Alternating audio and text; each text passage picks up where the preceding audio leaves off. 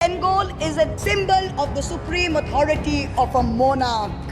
It has no place in the temple of a constitutional democracy. But Honorable Speaker, sir, it is understandable why this happened.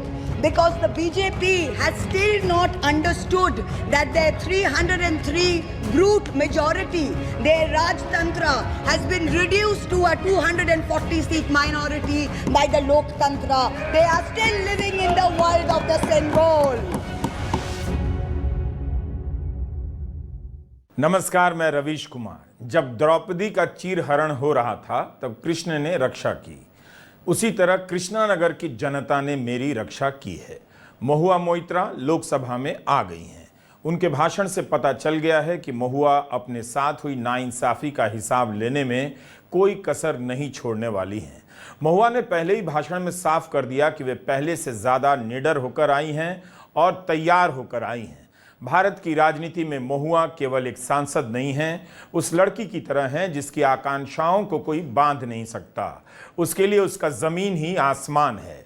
इस महिला सांसद पर जिस तरह से हमला हुआ और जिस तरह से यह महिला सांसद लड़ती रही, अनुभवों की कमी के कारण वो शिकार हो गई।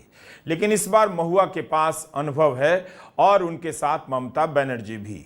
महुआ मोइत्रा का एक सांस में बोला गया यह वाक्य हमेशा याद रखा जाएगा कि मैंने अपनी सदस्यता खो दी, मैंने अपना घर खो दिया, मैंने अपना यूट्रस खो दिया, लेकिन बदले में उसका जो हासिल है वो कहीं ज़्यादा बड़ा है।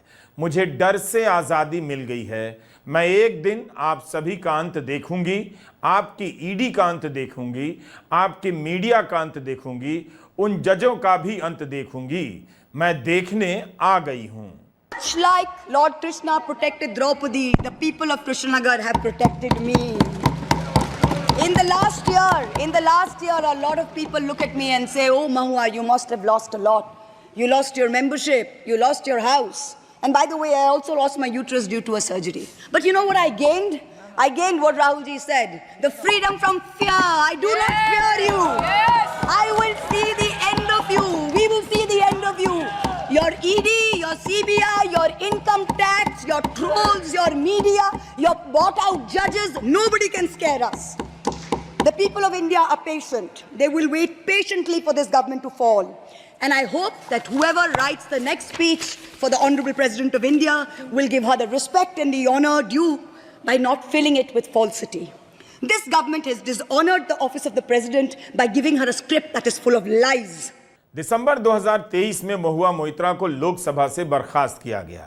उनकी सदस्यता चली गई। जिस तरह से निकाला गया उस वक्त काफ़ी बहस हुई। उसी दौरान महुआ की सर्जरी भी हुई थी। यह सब महुआ मोइत्रा ने चुपचाप झेला और पश्चिम बंगाल की कृष्णानगर की जनता के बीच जाकर काम करने लगी। इसी दौरान ममता बनर्जी और तृणमूल कांग्रेस ने भी उनका पूरा साथ दिया और महुआ ने भी सीखा कि पार्टी के साथ रहकर कैसे चला जाता है। नतीजा कृष्णानगर से दोबारा जीतकर आ गई। महुआ मोइत्रा ने कितनी बार खुद को संभाला होगा, लेकिन हर बार वे खुद को ललकारने से रोक नहीं पाई। उनका बोलना केवल एक महिला सांसद का बोलना नहीं है, उस अकेली लड़की का भी बोलना है जो रात अंधेरे शहर के सुनसान में अकेले मर्दों को ललकारने लग जाती है। महुआ की आवाज में मदद की पुकार नहीं बल्कि लड़ने की ललकार है। हर लड़की को महुआ को बोलते हुए सुनना चाहिए, तभी उसे पता चलेगा कि आधुनिक जीवन के सारे सपने उसके भी हैं, उसका भी उस पर हक है।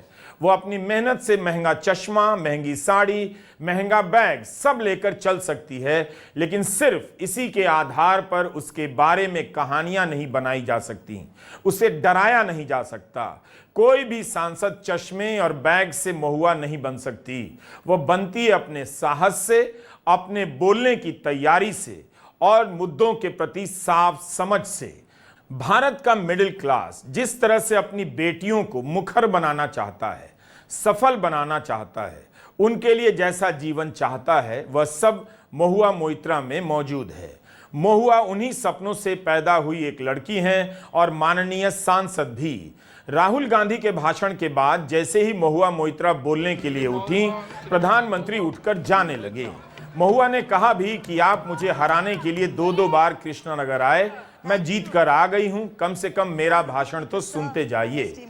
नेता प्रतिपक्ष का भाषण खत्म होते ही प्रधानमंत्री उठकर जाने लगे और यह स्वाभाविक भी था, उनके लिए तभी तक बैठने की बाध्यता रही होगी। लेकिन महुआ मोइत्रा के भाषण से पहले राहुल गांधी भी सदन से उठकर चले गए और महुआ ने दोनों का जिक्र कर आगे नजरअंदाज कर दिया। महुआ की खास बात यह है उनका चुनाव, वो कमजोर मुद्दे नहीं उठाती, आदतन ताकतवर से भिड़ना पसंद करती हैं। अदानी को लेकर लगातार बोलने वाली महुआ मोइत्रा ने इस बार उनका नाम तो नहीं लिया, लेकिन इस बार एक नया ताकतवर चुन लिया, चुनाव आयोग, और जमकर निशाना साधा। Fight of the EC, not because of it. The commissioners chosen by a government-dominated panel in willful disobedience of the Supreme Court turned a deaf ear to the most egregious violations of the Model Code of Conduct by the ruling party, by the Honorable Prime Minister with his hate-filled speeches and his divisive religion-based rhetoric. This country has been ashamed and disgusted by the language used against minorities during this campaign. This election will go down in history where an eager and compliant election commission turned a blind eye and a deaf ear against the excesses of the ruling party when the MCC was in effect. Opposition leaders were arrested, party accounts were frozen, ED and CBI even came into our election offices with impunity. Ultimately, the voters took charge and they said, "बहुत हो गया, enough is enough." भारतीय राजनीति और लोकसभा में एक से एक शानदार महिला सांसद और विधायक हैं। हम बहुत सी महिला सांसदों और विधायकों की राजनीतिक क्षमता के बारे में जानते भी नहीं, क्योंकि एक ही नेता की दिन भर बात होती रहती है। उनमें से कई न केवल संसदीय कार्यों में दक्ष हैं, बल्कि अपनी पेशेवर क्षमता भी है। राजनीति को उल्टा सीखना होगा कि ऐसी सक्षम महिला नेताओं से कैसे संवाद किया जाए, कैसे उनके साथ चला जाए, उनकी आजादी को, उनके चुनाव को भी स्वीकार किया जाए। 2019 में जब महुआ मोइत्रा पहली बार जीत कर आईं, तो 25 जून 2019 का लोकसभा में उनका भाषण काफी प्रचलित हो गया। नई सांसद के रूप में महुआ को बोलने के लिए वक्त बहुत कम मिला था, लेकिन थोड़े से वक्त में महुआ ने फांसीवाद के 7 खतरनाक लक्षणों को उठाकर सबको सन्न कर दिया। किसी को यकीन नहीं था कि पहली बार सांसद बनकर आई महुआ उन बातों को सदन के भीतर कह देंगी जिन्हें कहने में बाहर भी कहने में दिल्ली हिम्मत नहीं जुटा पाती थी। उन 7 लक्षणों में पहला हमला उस राष्ट्रवाद पर था जिसके नाम पर गोदी मीडिया और आईटी सेल लेखकों को, पत्रकारों को और समाज के लोगों को डराया करता था। 2019 में बीजेपी की प्रचंड जीत से हताश, निराश विपक्ष के खेमे में महुआ के भाषण ने जान डाल दी। महुआ का भाषण समझने के लिए सुनने वालों की पढ़ाई अच्छी होनी चाहिए, तैयारी भी। पता होना चाहिए कि पाब्लो नेरुदा कौन है और प्रतिरोध के कवियों में उनका क्या मकाम है। The BJP, the ruling party, the Honorable Prime Minister mentioned many words beginning with the letter M. Musalman, Mullah, Madrasa, Mughal, Mutton, Machli, Mujra, Mangalsutra, but not once did they mention Manipur. We don't need to act east. The government says we want to act east. We don't need you to act east. Look east, walk east, and most important, embrace east. I stand here for my brothers and sisters of Manipur, and I quote the revolutionary poet Pablo Neruda. One morning the bonfires leapt out of the earth. One morning the bonfires leapt out of the earth, devouring human beings. And from then on the fire, from then on blood. Come, see the blood on the streets. Come, see the blood in the streets. Please go to Manipur, see the blood in the streets. महुआ की आवाज में प्रतिशोध तो था और वो होना भी चाहिए, लेकिन उनका प्रतिशोध हिंसा का नहीं था, बल्कि खुद के साथ हुए अन्याय का लोकतांत्रिक प्रतिकार था। वो पूरी तैयारी के साथ आज आई थी। राष्ट्रपति के अभिभाषण पर बोलने के लिए 6 बिंदुओं का चुनाव किया और उन हिस्सों को लेकर वे एक कुशल सांसद की तरह विस्तार से बोलने लग गईं।